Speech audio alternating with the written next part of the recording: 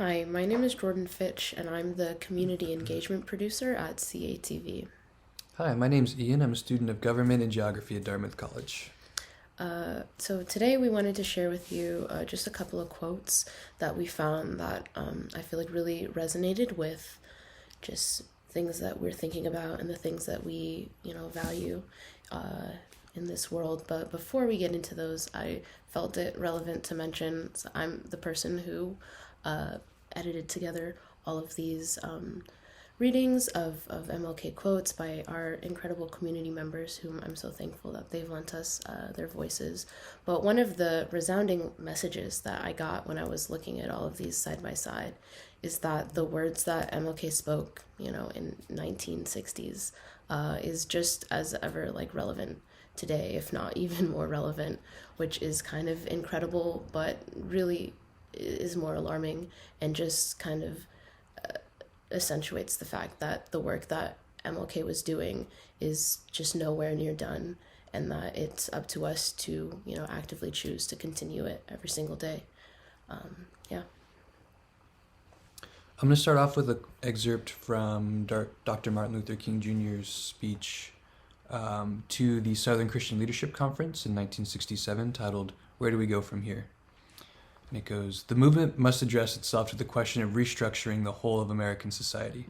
There are 40 million poor people here, and one day we must ask the question, why there are 40 million poor people in America? And when you begin to ask that question, you are raising questions about the economic system, about a broader distribution of wealth. When you ask that question, you begin to question the capitalist economy.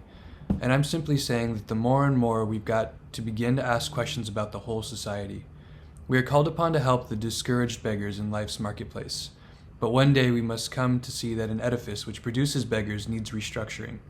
It means that questions must be raised. And you see, my friends, when you deal with this work, you begin to ask the question, who owns the oil? You begin to ask the question, who owns the iron ore? You begin to ask the question, why is it that people have to pay water bills in a world that's 2/3 water? These are the questions that must be asked." All of the issues that Dr. Martin Luther King Jr. talked about in 1967 are still really prevalent today. In fact, wealth inequality has worsened drastically since the Civil Rights era. Capitalism relies on the exploitation of the poor and working classes, especially of non-white people. When we talk about Martin Luther King Jr., often we discuss his assertion of nonviolent protest. And while this aspect of his legacy shouldn't be overlooked, we often fail to acknowledge that he was such a staunch critic of capitalism because he recognized that it was, and still is, the framework which levies so much structural oppression and suffering towards marginalized people. Yeah, which kind of beautifully brings us into my quote, which is also from his "Where Do We Go From Here" speech. "We must now see that the evils of racism, economic exploitation, and militarism are all tied together. And you can't get rid of one without getting rid of the other. Jesus confronted this problem of the interrelatedness of evil one day, or rather, it was one night. A big shot came to him and he asked Jesus a question, 'What shall I do to be saved?' Jesus didn't get bogged down in a specific evil. He looked at Nicodemus and he didn't say, 'Now, Nicodemus, you must not drink liquor.' He didn't say, 'Nicodemus, you must not commit adultery.' He didn't say, 'Nicodemus, you must not lie.' He didn't say, 'Nicodemus, you must not steal.' He said, 'Nicodemus, you must be born again.' In other words, Nicodemus, the whole structure of your life must be changed. Now that is what we are dealing with in America.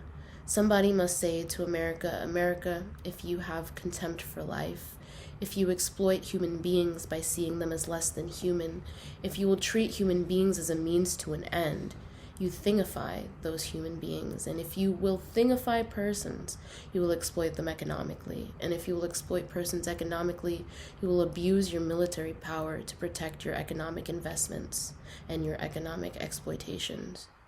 So what America must be told today is that she must be born again. The whole structure of American life must be changed."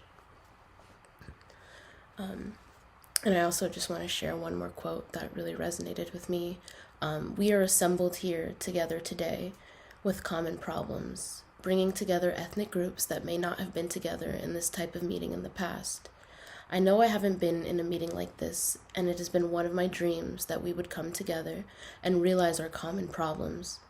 Power for poor people will really mean having the ability, the togetherness, the assertiveness, and the aggressiveness to make the power structure of this nation say yes when they may be desirous to say no. So I really resonated, especially with the first quote, with this with King's assertion of the necessity of rebirth for our country and how it's really the only way any of this is going to work. You know, I very firmly believe that there is very little that can or should be salvaged from this settler colonial project we call the United States, if we are really aiming for liberation. And I mean liberation, you know, for all, and on, you know, such a deeply fundamental level. And if that's what we're after, then it just really necessitates a complete upheaval of our system, because it's a system, like Ian said earlier, that relies on exploitation. And I feel like this is an aspect of Dr. King's work as an activist that we don't really focus on or talk about, and I think that that's something that's really calculated. Yeah, so recently one of my gov classes, we looked at, through poll surveys, the majority of Americans would say that there are times when war and violence are justified.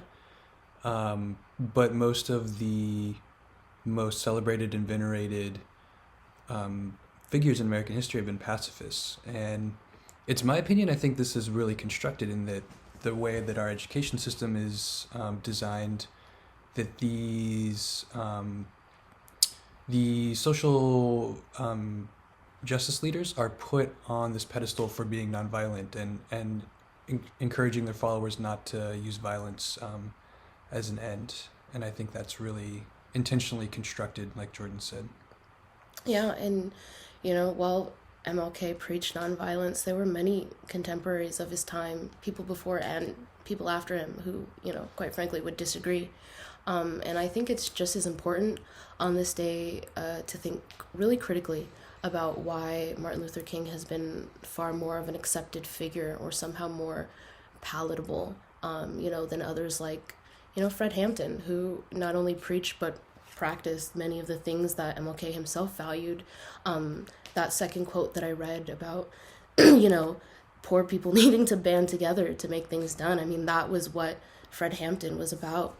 I think his Rainbow Coalition is something that brought together, you know, ethnic groups of all colors, you know, and shed light on this really important idea that, you know, anyone, poor, dispossessed, white people, Hispanic people, black people, anyone not directly benefiting from capitalism and its structure in America, which is quite frankly most of us, you know, we're all suffering at the behest of that system, and it's only together that we can do something about it. And that was, you know, these are the things that Fred Hampton was doing before, you know, we assassinated him. You know, the Black Panther Party was feeding children, you know, giving free breakfast at schools, but that's never the narrative that you're, you know, going to hear. And so I just think it's really important that on this day, that we reflect, you know, on the words of Martin Luther King and you know, dip into just this deep, infinite pool of wisdom, you know, that you can garner from him.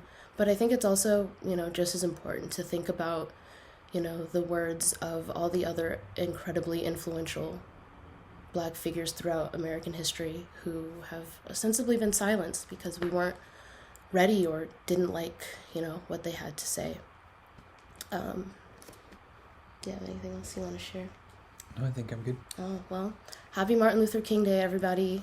Go learn some Black history, because I know they don't teach it to you guys in schools.